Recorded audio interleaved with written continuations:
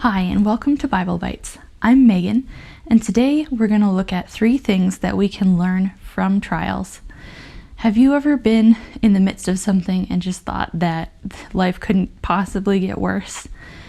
I've been there too, and I promise you, with Jesus, it's a whole lot easier. So let's talk about that.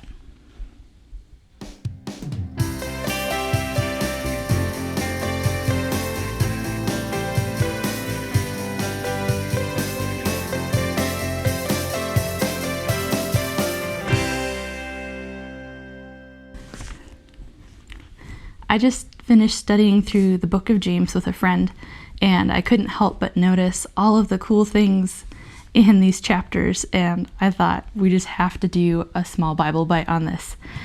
So starting in chapter 1, we're going to read verses 2 through 4. It says, "Count it all joy, my brothers, when you meet trials of various kinds, for you know that the testing of your faith produces steadfastness.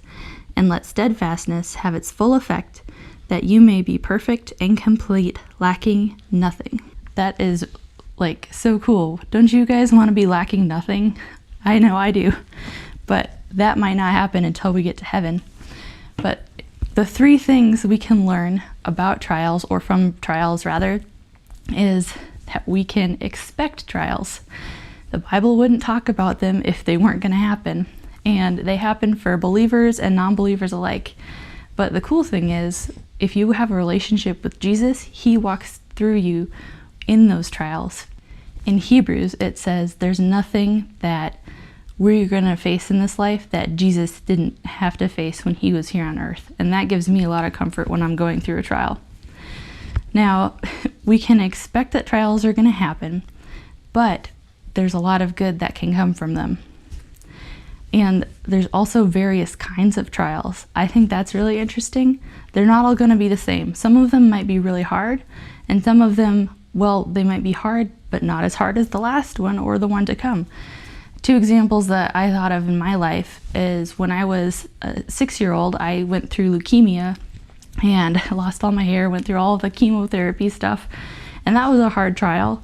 But also, when I was in college, I wrecked my car. Those are both various kinds of trials, but God helped me through both of them. The second thing we can learn from trials is that we can expect to excel at steadfastness. This is something that a believer should have in their life. It helps when you are rooted in Jesus. That is your steadfastness, your focal point, that you're not going to fall over when the wind blows. Whenever I think of steadfastness, I think of the tall trees that used to be in my backyard as a kid. These were multiple story high pine trees. I grew up in the Midwest, so they were really big, higher than anything here in New Mexico. And when we'd have big storms, they would sway, and I thought as a kid that they were gonna fall over on our house. They've since been cut down because they were getting old and rotten in the middle, but at their prime, they would sway in the wind. They might have lost a couple branches, but they never fell over. That's how we should be in Christ when we're going through trials, seeking him, going to him in the midst of everything. When we're rooted in Jesus, we're not going to topple over. The third thing that we can expect from trials is to expect the effect of the trials to be joyful. That doesn't make sense in our human brains, but when you think about it, James says to have joy, to be joyful when you experience trials. Why? Because the steadfastness that we are experiencing is going to make us perfect and complete, lacking in nothing. I once had a friend at church tell me that she loved going through trials because it helped her grow closer to God. And at the time I thought she was crazy. I was like, what? Who loves going through trials? Who are you?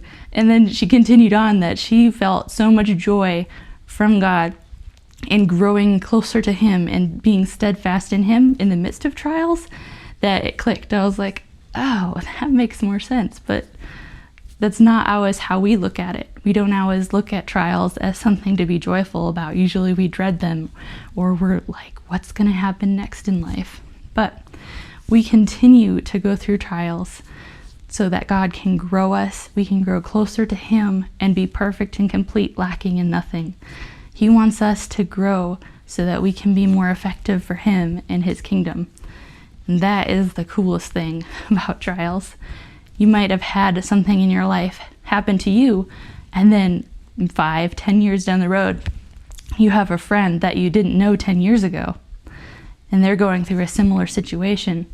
That's where discipleship comes in. You can encourage them and help them through that process in Christ. I hope this was encouraging to you, and if you're going through a trial right now, I just pray that you would seek God and His steadfastness. I'll see you guys next time. Don't forget to like and subscribe. Bye.